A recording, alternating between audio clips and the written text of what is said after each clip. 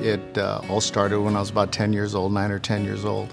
I started working at my father's gas station.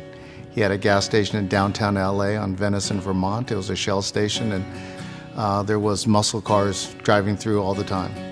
And I got the unique opportunity because back then it was full service gas station. So we actually checked under the hood. We actually put air in the tires.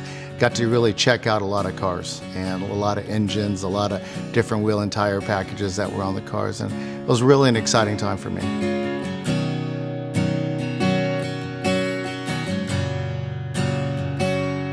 Graduating from high school, I started working at a speed shop, a local speed shop service center. We had a lot of customers coming into the stores back then from overseas, and they were actually purchasing parts, loading it in their suitcases and flying home with it. And I came up with a little plan to open up a wholesale division, and nobody really had time for any of that. So kind of turned that little proposal into a business plan. And in 1987, out of our little 2-bedroom house in Gardena, we started Exports International.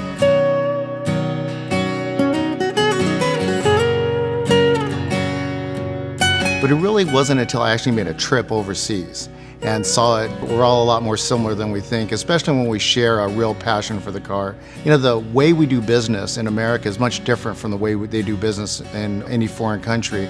And so that was always a challenge. But when you actually landed there, when you actually got there and started hanging out with these guys and looking at the cars that they were building and helping them at the racetrack, you know, it's all the same all over the world. You know, it's just a great community of people, and we had a wonderful time doing that.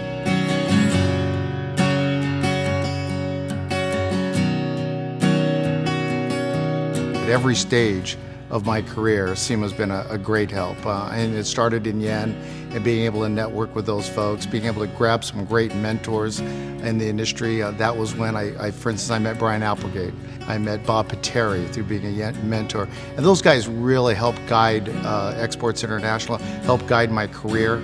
It was amazing to be able to now to sit in a boardroom next to a Corky Coker or a Harry Hibbler or a Brian Applegate. And those guys just taught me so much. And not only how to run a company and being able to help me with industry issues, but also how to run a board and how to do things in a nonprofit.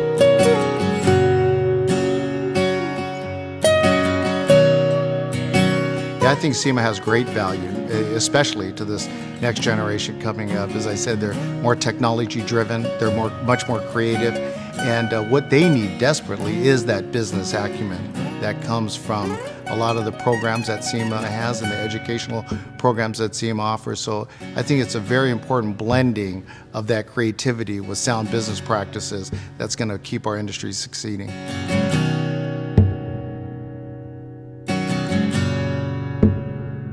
But to be inducted into the Hall of Fame, it's really an amazing thing. It's to industry and an association that I owe so much to.